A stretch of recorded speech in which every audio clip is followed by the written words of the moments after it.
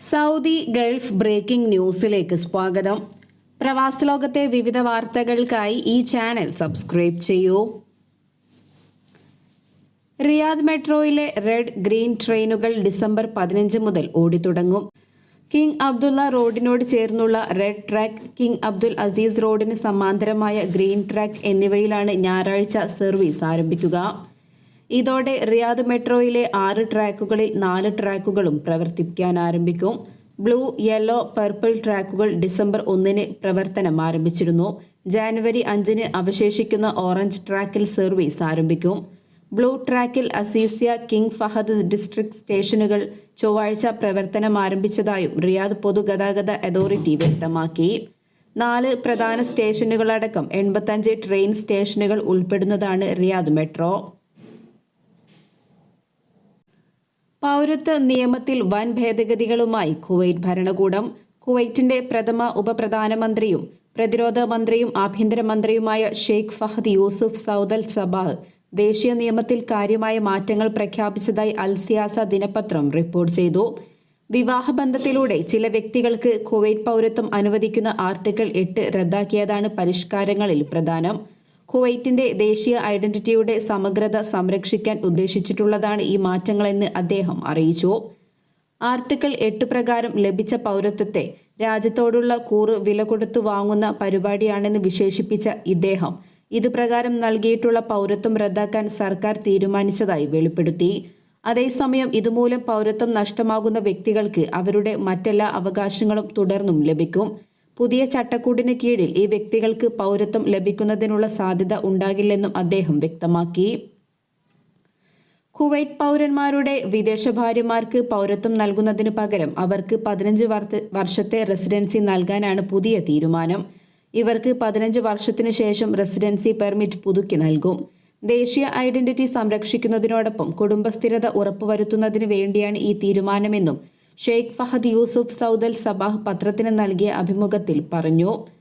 അതേസമയം വ്യാജ പൗരത്വവുമായി ബന്ധപ്പെട്ട നിരവധി കേസുകൾ രാജ്യത്തുണ്ടെന്നും മന്ത്രി കൂട്ടിച്ചേർത്തു. അവ സുതാര്യവും ചിട്ടയായതുമായ പ്രക്രിയയിലൂടെ കണ്ടെത്തി പൗരത്വം റദ്ദാക്കുന്നതിനുള്ള നടപടികൾ സ്വീകരിക്കും. അതേസമയം 1970കളിൽ നൽകിയ പൗരത്വങ്ങൾ സൂക്ഷ്മ പരിശോധനയിൽ നിന്നും ഒഴിവാക്കിയിട്ടുണ്ടെന്നും അദ്ദേഹം കൂട്ടിച്ചേർത്തു. ദേശീയതയുമായി ബന്ധപ്പെട്ട കേസുകൾ സംബന്ധിച്ച അന്തിമ മന്ത്രിതല തീരുമാനവും അമീരി ഉത്തരവും തമ്മിൽ 1 വർഷത്തെ ഇടവേളയുണ്ടെന്ന് അദ്ദേഹം പറഞ്ഞു. ഇതിലൂടെ സമഗ്രമായ നടപടികൾക്കും ശരിയായ തീരുമാനങ്ങൾ എടുക്കുന്നതിനും ആവശ്യമായ സമയവും ലഭിക്കും. Foreign currency non resident bank നിക്ഷേപങ്ങളുടെ അതായത് FCNR നിക്ഷേപങ്ങളുടെ പലിശ നിരക്ക് RBI വർദ്ധിപ്പിച്ചത് പ്രവാസികൾക്ക് ഗുണകരമാകുന്നു. ഇന്ത്യൻ രൂപയെ സമ്മർദ്ദത്തിലാക്കി ഇന്ത്യൻ ഓഹരി വിപണിയിൽ നിന്നും വിദേശ നിക്ഷേപകർ പണം പിൻവലിക്കുന്ന സമയത്ത് കൂടുതൽ വിദേശ മൂലധനം ആകർഷിക്കുക എന്ന ലക്ഷ്യത്തോടെയാണ് ഈ നീക്കം. പ്രവാസി ഇന്ത്യക്കാർക്ക് അവരുടെ വരുമാനം US ഡോളർ അല്ലെങ്കിൽ ബ്രിട്ടീഷ് പൗണ്ട് പോലുള്ള വിദേശ കറൻസികളിൽ സൂക്ഷിക്കാൻ കഴിയുന്ന അക്കൗണ്ടുകളാണ് FCNR നിക്ഷേപങ്ങൾ. എല്ലാ കാലാവധികളിലും ഉയർന്ന പലിശ നൽകാൻ ബാങ്കുകൾക്ക് ഇപ്പോൾ അനുമതിയുണ്ട്. FCNR അക്കൗണ്ട് ഉപഭോക്താക്കൾക്ക് 1 വർഷം മുതൽ 5 വർഷം വരെയുള്ള കാലയളവിൽ സ്വതന്ത്രമായി പരിവർത്തനം ചെയ്യാവുന്ന വിദേശ കറൻസികളിൽ ഇന്ത്യയിൽ സ്ഥിര നിക്ഷേപം നിലനിർത്താൻ അനുവദിക്കുന്നു. അക്കൗണ്ട് വിദേശ കറൻസിയിൽ പരിപാലിക്കപ്പെടുന്നതിനാൽ നിക്ഷേപ കാലയളവിൽ കറൻസി ഏറ്റക്കുറച്ചിലുകളിൽ നിന്നും ഇത് ഫണ്ടുകളെ സംരക്ഷിക്കുന്നു. UAE-യിൽ പറക്കും ടാക്സി സർവീസുകൾ ആരംഭിക്കാൻ കൂടുതൽ കമ്പനികൾ താൽപര്യം പ്രകടിപ്പിച്ച് രംഗത്തെത്തിയതായി ജനറൽ സിവിൽ ഏവിയേഷൻ അതോറിറ്റിയിലെ മുതിർന്ന ഉദ്യോഗസ്ഥൻ അറിയിച്ചു.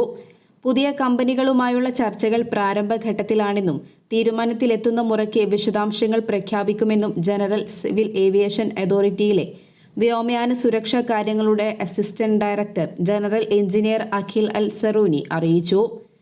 അബുദാബിയും ദുബൈയും പറക്കും കാർ നിർമ്മാതാക്കളായ ആർച്ചർ, ജോബി എന്നിവരുമായി ചേർന്ന് അടുത്ത വർഷം ആദ്യം എയർ ടാക്സി സേവനങ്ങൾ ആരംഭിക്കാൻ നേരത്തെ കരാറിലെത്തിയിരുന്നു.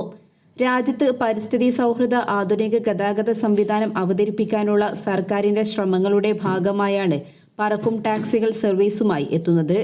ലോഞ്ച് ചെയ്തു കഴിഞ്ഞാൽ പറക്കും ടാക്സികൾ അവതരിപ്പിക്കുന്ന ആദ്യ രാജ്യങ്ങളിൽ UAE-യും ഉൾപ്പെടും.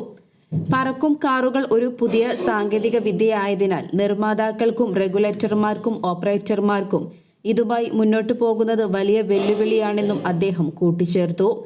കഴിഞ്ഞ കുറച്ച് വർഷങ്ങളായി പറക്കും കാറുകൾ കൈകാര്യം ചെയ്യുന്ന മുൻനിര രാജ്യങ്ങളിലൊന്നാണ് UAE.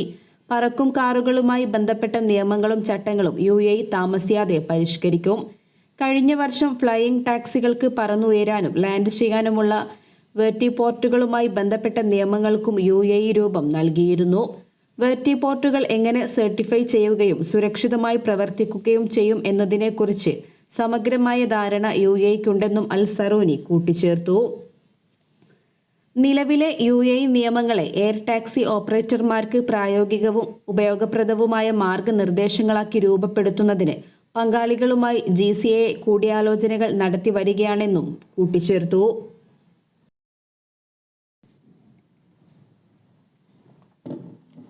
ദുബൈയിൽ വീട്ടുജോലി നോക്കുന്നവരുടെ വിസ നടപടിക്രമങ്ങൾ അധികൃതർ എളുപ്പത്തിലാക്കുന്നു. ദുബൈ നൗ സ്മാർട്ട് ആപ്പ് വഴി ഇനി മുതൽ ജോലിക്കാരുമായി ബന്ധപ്പെട്ട നടപടിക്രമങ്ങൾ വേഗത്തിൽ പൂർത്തിയാക്കാൻ സാധിക്കും. വീട്ടുജോലിക്കാരുടെ വിസ അപേക്ഷ, റെസിഡൻസ് അനുമതി റദ്ദാക്കൽ, വിസ പുതുക്കൽ തുടങ്ങിയ എല്ലാ സേവനങ്ങളും ഇനി ദുബൈ നൗ സ്മാർട്ട് ആപ്പ് വഴി വേഗത്തിൽ ചെയ്യാമെന്ന് അധികൃതർ അറിയിച്ചു. മെഡിക്കൽ പരിശോധനയും ഡിജിറ്റൽ ഐഡന്റിറ്റി നടപടികളുടെ പൂർത്തീകരണവും ആപ്പ് വഴി നടത്താം. നേരത്തെ 4 സംവിധാനങ്ങൾ വഴി നടത്തേണ്ട നടപടിക്രമങ്ങൾ ദുബൈ നൗ ആപ്പ് വഴി ഏകീകരിച്ചിട്ടുണ്ട്.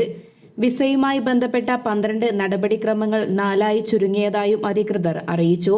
നേരത്തെ 30 ദിവസമായിരുന്നു പ്രോസസ്സിംഗ് സമയം. ഇപ്പോൾ അത് 5 ദിവസമായി ചുരുക്കിയിട്ടുണ്ട്. ആവശ്യമായ രേഖകൾ 10ൽ നിന്ന് 4ആയും കുറച്ചു. ദുബൈ നൗ ആപ്പിലെ യൂണിഫൈഡ് സർവീസ് പാക്കേജ് ഫോം പൂരിപ്പിച്ചാൽ വീട്ടുജോലിക്കാരുടെ സേവനത്തിലേക്ക് ഉപഭോക്താക്കൾക്ക് പ്രവേശനം ലഭ്യമാണ്. പാസ്പോർട്ട് അടക്കമുള്ള മറ്റ് വിവരങ്ങളും ലഭിക്കും. ഇന്ത്യൻ രൂപയുടെ മൂല്യം ഇടിയുന്നതോടെ ഗൾഫ് കറൻസികൾ കുതിക്കുന്നു. ഒരു ഒമാൻ റിയാലിന് 220 രൂപയാണ് ഇന്ന് വിനിമയ സ്ഥാപനങ്ങൾ നൽകിയത്. രൂപയ്ക്ക് കരുത്തു പകരാൻ റിസർവ് ബാങ്ക് നടത്തിയ ഇടപെടലുകൾ ഫലം കാണാതെ ഡോളർ ശക്തി പ്രാപിക്കുന്നതിനാൽ ഗൾഫ് കറൻസികളുടെ വിനിമയ മൂല്യവും കുത്തനെ ഉയരുകയാണ്. കഴിഞ്ഞ ദിവസം ഡോളറിനെതിരെ ചരിത്രത്തിലെ ഏറ്റവും വലിയ ഇടിവായ 84.88 എന്ന നിരക്കിലേക്കാണ് ഇന്ത്യൻ രൂപ എത്തിയത്. ഇതോടെ ഒരു ഒമാൻ റിയാലിന് 220 രൂപയ്ക്ക് മുകളിലെത്തി. ഇന്ന് ഒരു റിയാലിന് 220 രൂപ എന്ന നിരക്കാണ് ഒമാനിലെ വിനിമയ സ്ഥാപനങ്ങൾ നൽകിയത്. വെബ്സൈറ്റുകളിൽ 220 രൂപ 30 പൈസ കാണിക്കുന്നുണ്ട്. ഈ അവസരം അനുകൂലമാക്കി നാട്ടിലേക്ക് പണമയക്കുന്നവരുടെ എണ്ണവും ഒമാനിൽ കൂടിയിട്ടുണ്ട്. ആഭ്യന്തര മൊത്ത ഉൽപാദനത്തിലെ ഇന്ത്യയുടെ മോശം പ്രകടനം രൂപയുടെ തകർച്ചയ്ക്ക് ആക്കം കൂട്ടുന്നു എന്ന റിപ്പോർട്ടുകളുമുണ്ട്. ഇന്ത്യൻ രൂപയ്ക്ക് മാത്രമല്ല, ചൈനയുടെ യുവാൻ ഉൾപ്പെടെയുള്ള ഏഷ്യൻ കറൻസികൾ പലതും സമാന തിരിച്ചടി നേരിടുന്നുണ്ട്. ഇതിനിടെ പണപ്പെരുപ്പം സംബന്ധിച്ച റിപ്പോർട്ടുകൾ വന്നതോടെ നിക്ഷേപകർ ഓഹരികൾ വിറ്റ് ലാഭമെടുത്ത് തുടങ്ങിയതും നിലവിലെ അവസ്ഥയ്ക്ക് കാരണമായി വിലയിരുത്തുന്നു.